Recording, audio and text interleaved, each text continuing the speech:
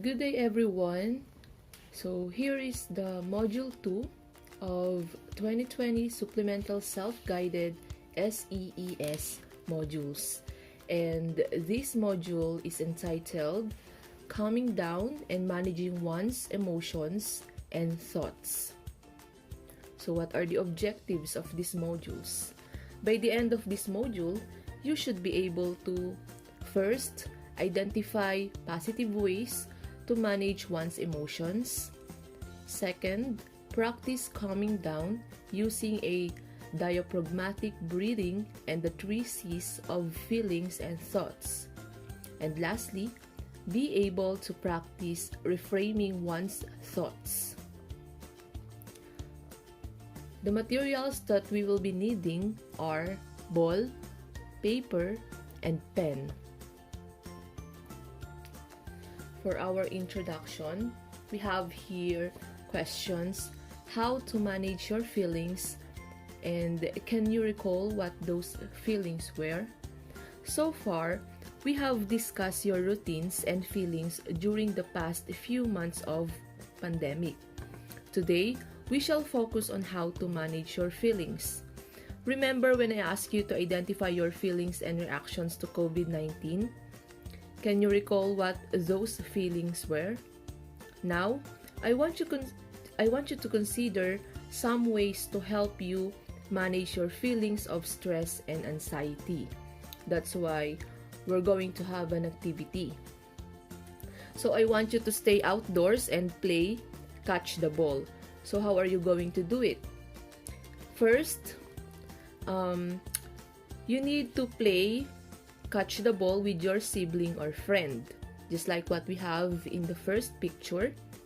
But if you are alone and if it is not possible for you to do this activity with someone, you can also just throw the ball towards a wall, then catch it.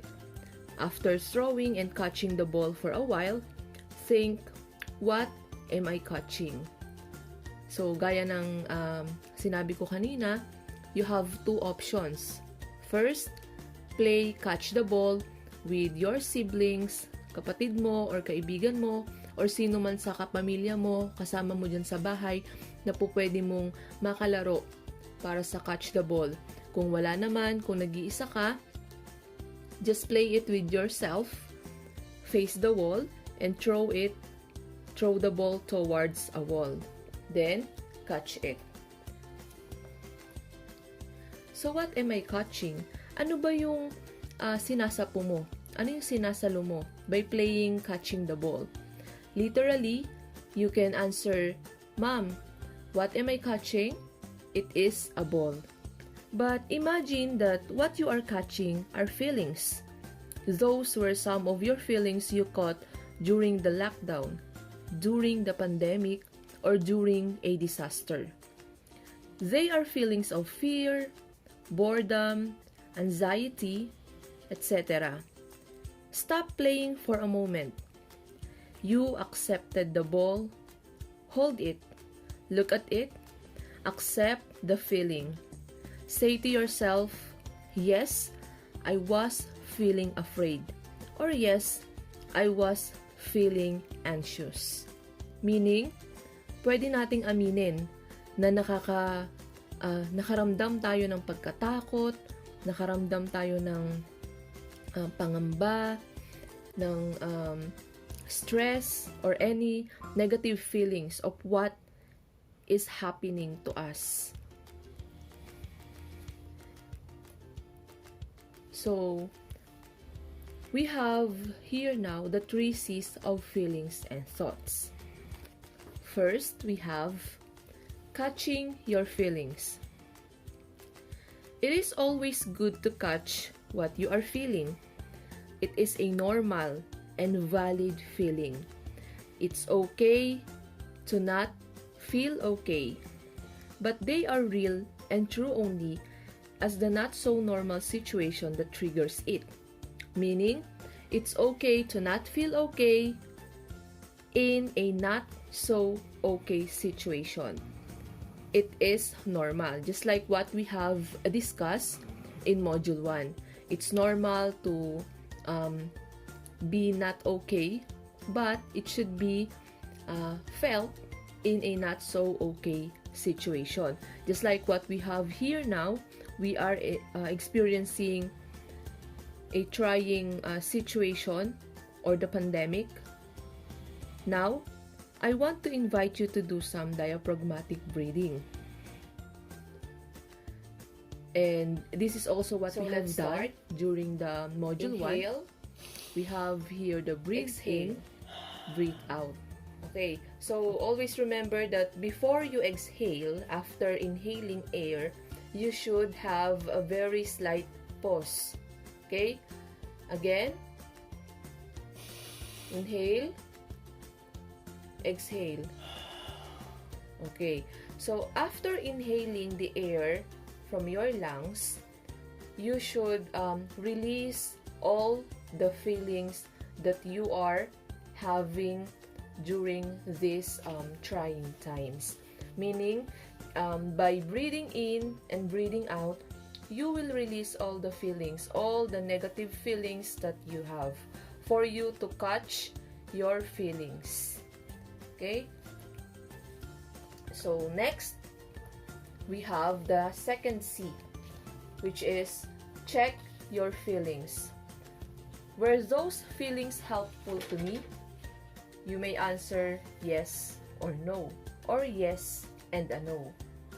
That means that some of your feelings were helpful, but others were not. For instance, if you keep feeling fearful, do you need to stay in fear for long? Kailangan ba na pag naramdaman mo yung takot, matatakot ka na lang palagi? Matatakot ka na lang ng ganun katagal? How helpful is fear to you? How accurate or appropriate is the feeling of anxiety now? How helpful is it to always be worrying about things? While thinking about this, again, you will breathe in and breathe out. Okay, this time, you're going to do it 5 times. Okay, again, let's repeat it. Inhale, exhale. Inhale, exhale. Inhale, exhale. Inhale, exhale. Okay, so let's repeat. After catching your feelings, you will check your feelings. You will check whether the negative feelings that you have is helpful, or how long are you going to feel that. Okay, and lastly, for the 3C, we have change that feeling. Okay, so in this part, I want you to think of something else to help you feel better. This means that you can replace that feeling. Some feelings are productive and useful, while some may be unproductive and useless. It is because they are no longer appropriate to the situation. You have the power to change your feelings by actually changing your thoughts about the feeling. This process is called reframing. Where is the feeling coming from? Or you can ask, where is the ball coming from? Why did it hit you? How do you manage your feelings? You can manage it by changing the name of the ball into feelings of gratefulness, understanding, happiness, and contentment. Okay, so this time, you have now the power to change the negative feelings that you have. And how are you going to do that again? By changing your emotion towards that feeling. For example, ang maganda nating example ay yung nararanasan nyo ngayon ng mga students. Mahirap ang online class, tama? Yes, yun ang karamihan na sagot ng mga estudyanteng gaya nyo. Mahirap po ang online class, ma'am, kasi ang hirap po maghanap ng signal. Magastos po sa load.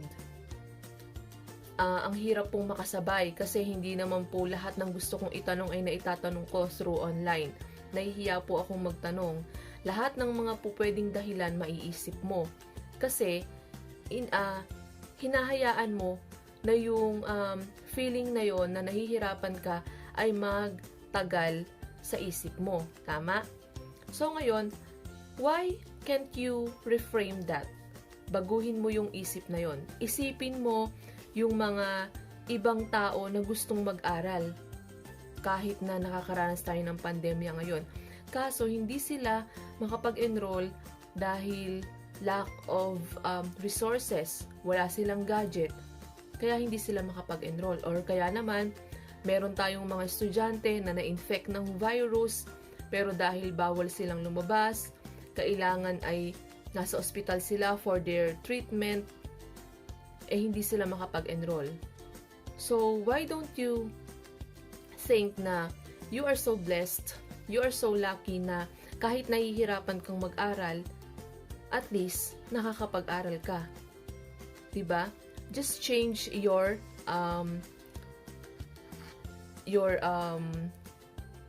feeling towards what you are experiencing right now. So that can be an example of reframing. Again, just like what we have in the second C, which is the check your feelings. You're going to breathe in and breathe out again. Now, 5 times.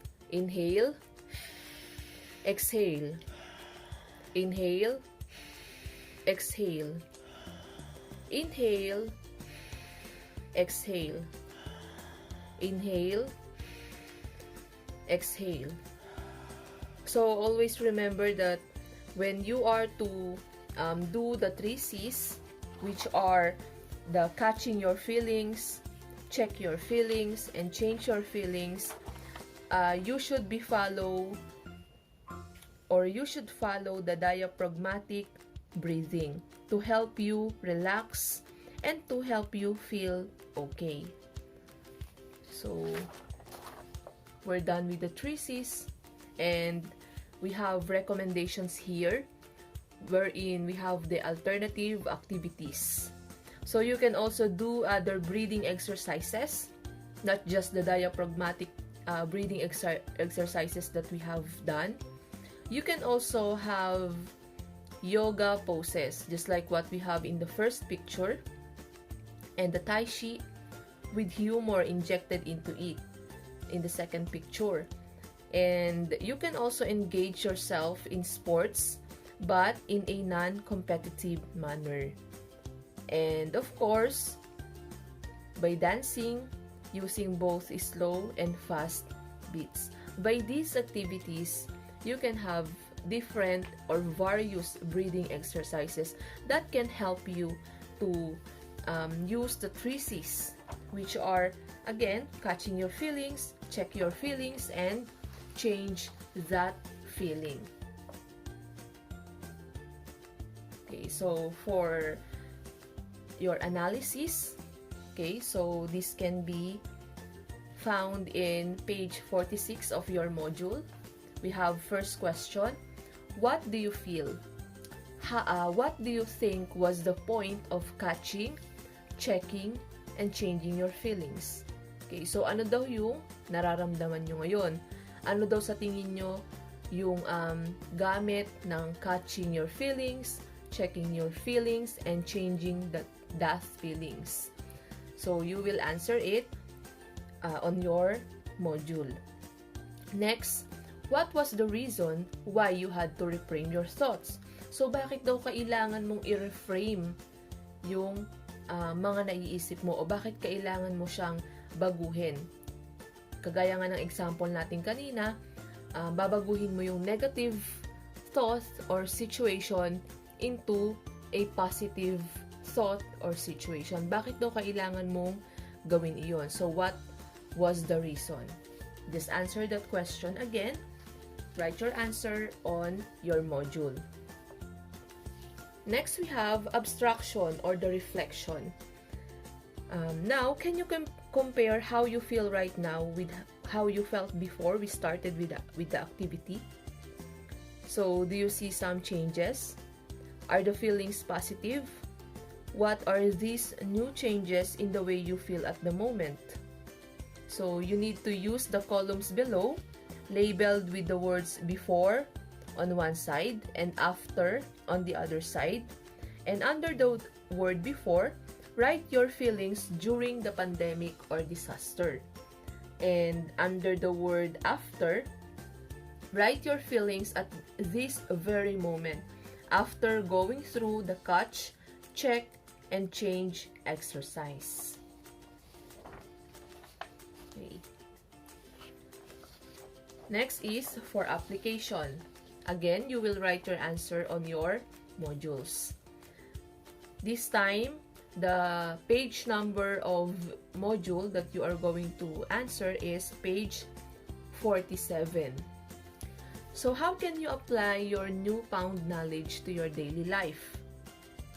So you will start answering these questions by this. After going through the activity, I learned that the feelings that I caught could be. So, ano sa tingin mo yung mga feelings na nasa loob mo? Okay. And after a while, I checked the feelings and realized that I could.